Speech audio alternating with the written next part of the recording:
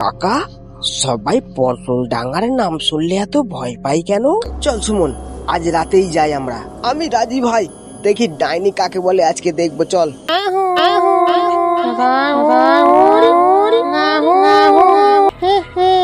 অনেক দিন পর এখানে মানুষ এলো। বাংলার এক প্রত্যন্ত গ্রামে ছিল একটি রহস্যময় জায়গা, পটল ডাঙ্গা। দিনের বেলায় সেখানে কেউ পটল চাষ করত না, কারণ গ্রামের মানুষের বিশ্বাস ছিল সূর্য ডোবার পর ওই মাঠে এক ভয়ঙ্কর ডাইনি ঘুরে বেড়ায়। যে একবার রাতে সেখানে গেছে সে আর আগের মতো ফিরে আসেনি। কাকা, সবাই পটল ডাঙ্গার নাম শুনলে এত ভয় পাই কেন? কারণ ওই জায়গায় রাত হলেই ডাইনি বের হয়, কারণ নাম ধরে ডাকে। যে উত্তর দেয় সে আর বাড়ি ফিরতে পারে না। এইসব পুরনো গল্প ভাই, আমি এসব বিশ্বাস করি না। বিশ্বাস না করলে আজ রাতে গিয়ে দেখে আয়। চল সুমন, আজ রাতেই যাই আমরা। আমি রাজি ভাই, দেখি ডাইনি কাকে বলে আজকে দেখবো। চল। রাত 12টায় দুজন টর্চ আর একটি লণ্ঠন নিয়ে রওনা দিল পটল ডাঙ্গার দিকে। শুনছিস, চারপাশটা কেমন একদম চুপচাপ? হ্যাঁ রে ভাই, হাওয়ার শব্দটাও কেমন যেন অদ্ভুত লাগছে। হঠাৎ চারদিকে ঘন কুয়াশা নেমে এলো, লণ্ঠনের আলো যেন ম্লান হয়ে গেল।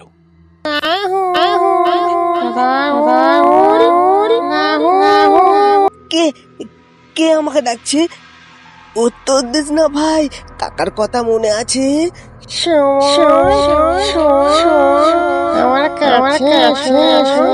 একটি শুকনো গাছের আড়াল থেকে ধীরে ধীরে বেরিয়ে এলো সাদা চুলের এক বৃদ্ধা। তার চোখ দুটো আগুনের মতো লাল, আর লম্বা নখ মাটিতে ঘুষে ভয়ঙ্কর শব্দ করছে। অনেক দিন পর এখানে মানুষ এলো। ও ও ও ওটা কি? ভাই দৌড়ো! দুজন প্রাণপণে দৌড়াতে লাগলো, কিন্তু যত দৌড়ায় ততই মনে হয় একই জায়গায় ফিরে আসছে। আরে ভাই, আমরা তো বারবার একই জায়গায় চলে আসছি। কেউ আমার মাঠ থেকে বেরোতে পারবে না। হঠাৎ রাহুলের চোখে পড়ল একটি পুরনো মন্দির। ভাই, ওই দেখ, একটা মন্দির দেখা যাচ্ছে। দুজন ভিতরে ঢুকে পড়ল। ডাইনি বাইরে দাঁড়িয়ে গর্জন করতে লাগলো। বেরিয়ে এসো, তোমাদের আমি ছাড়বো না। মন্দিরের ভিতরে একটি পুরনো লেখা ছিল। দুজন একসঙ্গে প্রার্থনা শুরু করলো।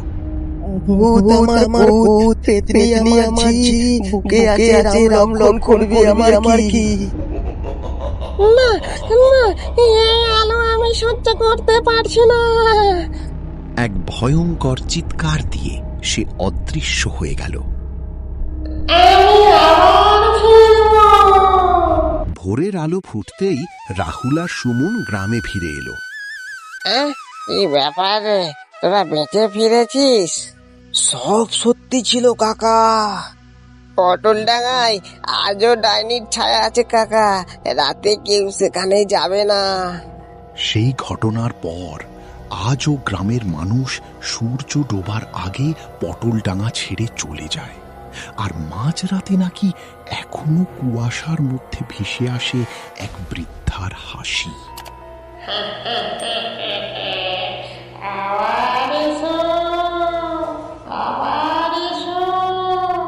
তুমি কি জানো, তোমারও নামটি আমাদের এই কার্টুন ভিডিওর মধ্যে থাকতে পারে।